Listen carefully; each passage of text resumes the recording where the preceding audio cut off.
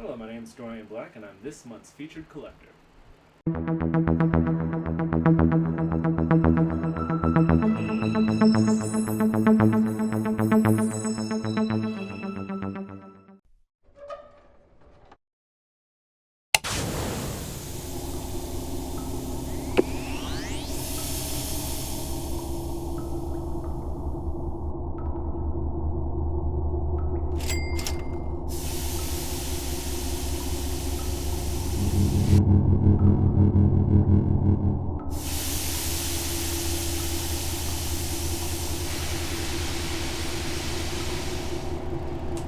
So if you look on the trophy case to your left here, you'll see our Rogues Gallery section. The top layer right here is Joker themed.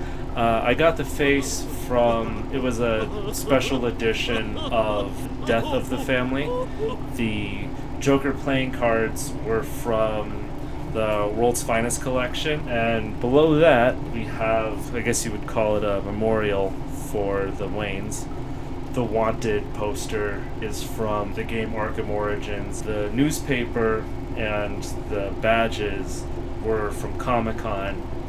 Back when Fox was premiering the show Gotham, they gave out exclusive merch. And then below that, it's just a general Rogues Gallery display. Vote Harvey for District Attorney button. Supposedly, it was an actual prop from The Dark Knight. The Two-Face coin that also was from World's Finest. And it's metal. It's actually like pretty heavy. And then finally below that, the mother box is the box. It lights up, makes different noises. I bought him directly from DC's website. So this guy right here is a full functioning RC car. A Batman the Animated Series Batwing. Next on the other side we have our Heroes slash Justice League section. The Kryptonian command key was from X-Cossert, also lights up. The Green Lantern power battery, it's actually a USB bus that was also in one of the World's Finest crates. Her Universe made the tiara, and if you check out the batterings, a lot of them are custom made, but the one I bought online at Hot Topic, and this one in particular is cool because it's like a very heavy metal that it's made out of. And then at the very bottom, it's a Joker display, also from Arkham Origins. He's pretty cool. The TVs in the back also light up. If you look at the Wanted posters here on my cork board, those were from Arkham Origins, again, exclusives. What I really like about the video game exclusives is that they have stuff that you could display and it looks very much in universe. So the Wanted posters are cool because they give you information on all the Batman rogues, so it feels very much like GCPD headquarters or the Batcave. And you'll see in another section where most of my statues are also from video games. I love like in-universe merch where it's not even like it's a statue, but it's also it could exist in the Batcave, like for real. It's just cooler to me to have something that's merch that also doubles as a prop. A little bit about myself. I'm a writer for Screen Rant. I write for their comic book section, so I read comics and then write reviews on them. It's a lot of fun. And more recently, I hosted a panel for heavy metal for their Comic-Con After Hours digital event. The panel was creating comics during a pandemic. It was a good panel. It was a lot of fun, and I really did enjoy virtual Comic-Con. I've been going to Comic-Con since 2004, so this was a different experience than a lot of us were used to. But it was good. It definitely, there were issues with it that could have been done a little better, but overall, I got to see some of my friends' panels, and I got to see the boys' panel, which was really cool. And hopefully next year this pandemic will be over, and we can go back to crowding up San Diego again. What got me into statue collecting, I want to say it was after college. I, for the most part, was sort of in between residences when I was going to school. It was expensive, and I was, a lot of it was me paying my own way, and for about a semester I was just living out of a car, so I didn't really have display. My Celica doesn't have a whole lot of display options, unfortunately. But after college, I settled down in Burbank, and that was when I first started collecting statues. I'm not sure if you're familiar with this place, but there's in SoCal an indoor swap meet called Frankenson's Collectibles. It's near City of Industry, and it's really cool because you could find some really hard to find statues. It's If you've ever been to like a comic book convention, it's pretty much like a mini exhibit hall, and a lot of the stuff that I have statue wise is from there, and that was when I started collecting. And there was a whole other a lot of other stuff that I've gotten here that wasn't from World's Finest or from Frankenson's. I have a tendency to buy the like ultimate editions of video games. So if I buy, Mortal Kombat, I'm not just buying Mortal Kombat. I'm buying Mortal Kombat the collector's edition with like the big, statues and all the props. And if you look at the Batarangs right over here, for example, the one with the little swirly dial on it, that was an exclusive when Arkham City came out, and that's true for a few of the props that I own here. Is they were video game exclusives that I got from collecting the Ultimate Edition. And I think it's cool because people, when they see my statues, they don't really know where they're from. A lot of the times they're like, what was it? And it's like, oh, it was you had to buy like the $100 Ultimate Edition of Arkham City or Arkham Knight, and it would come with like a really intricate statue. If I could own any statue, and I'm gonna cheat a little bit here. If I could own any statue, it wouldn't be a statue. It would. I don't know who made these. I saw them at Comic-Con one year. It was near the Sideshow Collectibles booth. There was this really cool booth that had these. There were gauntlets. They were like Batman's gauntlets from Arkham Knight, and it was like a display. It had like a base on it, and it was just like these giant, beefy, gloved hands with the metal arm guards with the spikes coming out, and it just. I already know where I would put him if I had them, but they were expensive. I remember seeing them and just being like, "Ooh boy, yeah, that's gonna leave a mark on my wallet." So I ended up not getting them, and I've tried finding them online, but I can't. So I don't know if they even sell them anymore. But man, if I could find those again, I might be tempted to buy them. I'm not entirely sure. If I could create any statue, that's Again, I think I'd have to cheat a little bit on that. Not a statue per se, but if I could own anything, it would be like a working utility belt. I think like a working Batman utility belt. I think that would be really cool. Like if the pouches opened up and everything, and I wouldn't even wear it honestly, because probably it'd be like really expensive. But I would buy that, and then I would stick it on this guy. And I would give him like a little updated utility belt right here, and yeah, I would fill it with cool bat gadgets and everything, and yeah, that would be a lot of fun if I could do that. And here's my Shakespeare bust. It opens up and you can hit the button on it and it looks really cool. It's from Batman 66. If you remember, Bruce would open it up and hit the button and then open the Batcave. And right here you'll see our Department 56 Wayne Manor. It lights up and comes with a little Alfred and Bruce and a little gate. Here is my favorite statue. It's made by Kotobukiya, just under a foot tall. Like everything's like super animated on him. He was put out in 2008. I got him at Frankenson's. I got lucky when I bought him in box, mint condition. He went for like $50. This is Catwoman, also by Kotobukiya. If you look back there, she's got like a little backpack, and you can see her like whip on the side right there. And she's discontinued as well. I've only actually seen one website selling her recently, and she goes for like $350. So again, you're not talking about, Hot Toys level expensive, but looks very cool. Huge sentimental value. Here we have Pinhead.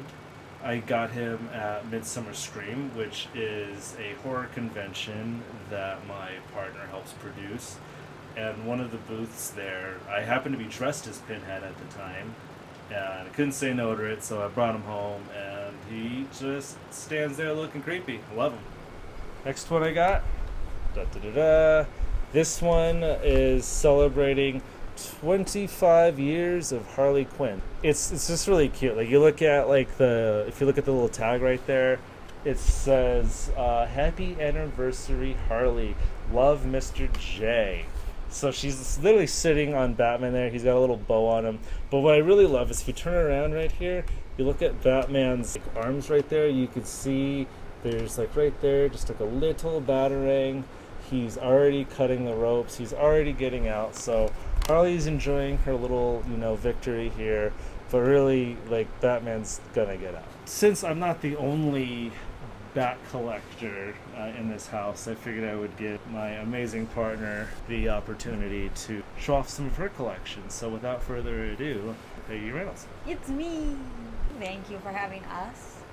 I don't, was it the most popular movie or everybody's favorite Harley Quinn, but I really liked it. So this was a gift. It's a DC Comics. They're just their regular collectibles line, Suicide Squad figure. My favorite part is her tights are real. This is my first Bombshell statue. I love them all. I started out in Los Angeles doing pinup modeling, so the Bombshell line as a comic book nerd is just my favorite. And I had never been able to have any of them because they're very expensive. They're a little bit out of my budget. But I found this one, $150 statue. I got it for $50 because it was Black Friday and it was a discount. And this one is my Malcolm Reynolds statue. It is also that same, I want to say 1/6 scale. It is a QMX figure. I wanted this piece so bad and so bad and so bad, and I told myself once I got out of college that when I can own something that is my own in my own apartment, it will be this figure. And then sure enough, 6 years later, when I got my first place all by myself, I bought my figure. So it's really special to me. And finally, we're going to end the tour in my entertainment center. A lot of these statues are exclusives from various video games, DC Universe Online, Injustice Gods Among Us.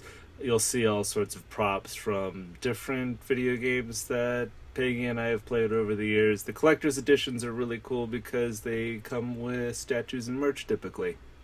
And, well, that's about it. Thank you for taking a tour of our nerdy pad.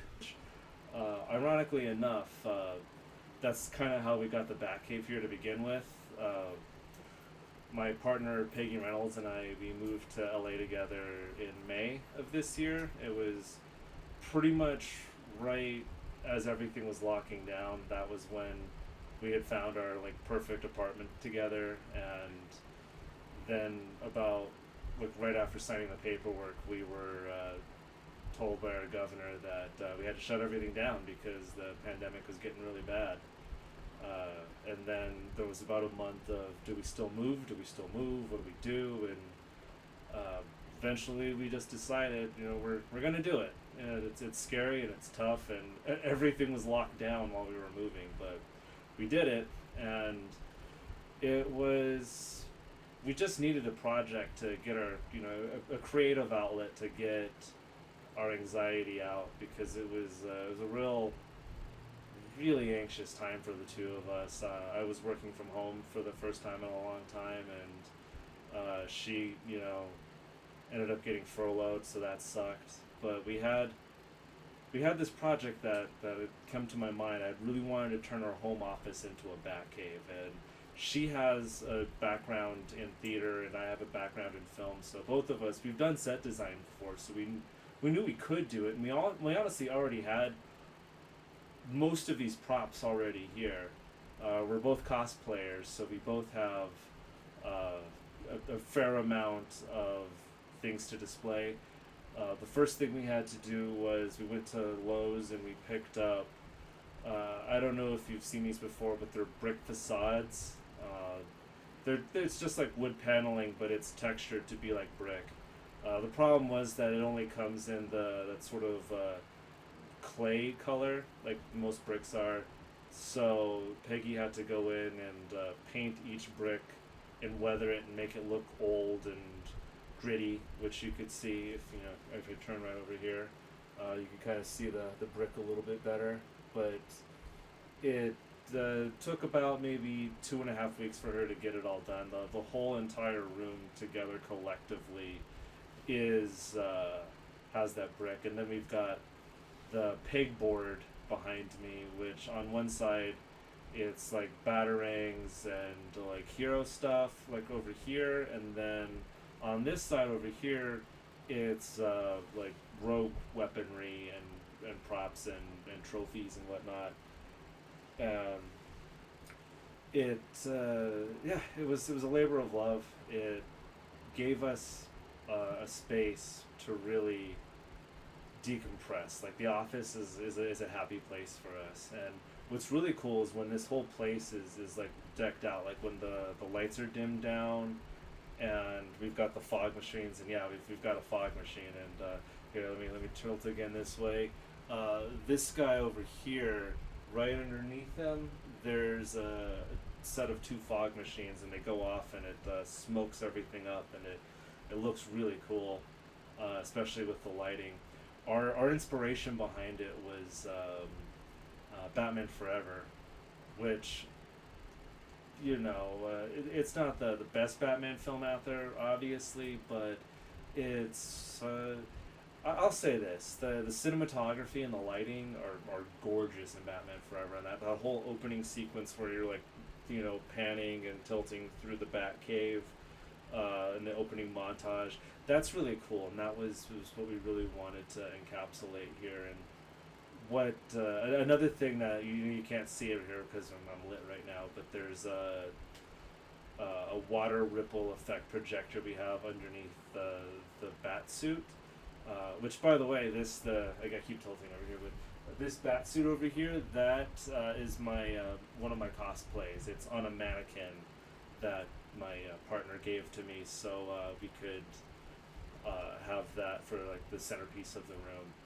And the water ripple effect machine, again, when everything's the lights are dimmed down, it makes it look like there's like water underneath it, so it looks gorgeous when it's all decked out.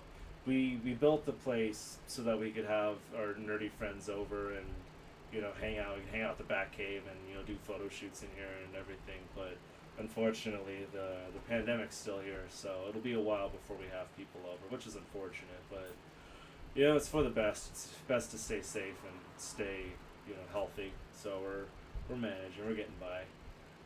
Most of the props here are from.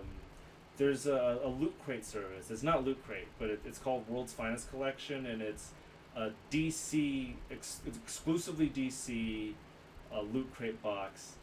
They're really good. There's some really high quality stuff in there, and later on I'll show you around, and you could get a close up look of everything. But it looks really cool, especially in the glass display cases. They look really cool. If you want, you could find me at Dorian the Black on Facebook, Instagram, and Twitter, or you can follow my fan page on Facebook at Dorian Reyes Black. Pretty much just talk about comic books and whatnot when I'm on there. So just like to thank Batman Statue Collector for having me, and he'll see you in the Batcave. Hey guys, thank you so very much for watching today, and if you're new here, please hit the subscribe button right here on the screen and check out these 2 awesome videos. I think you're going to love them. And also please join us on social media, Facebook, Twitter, Instagram, and TikTok. I would love to have you join in all the fun. Thank you guys so very much for watching. See you in the Batcave.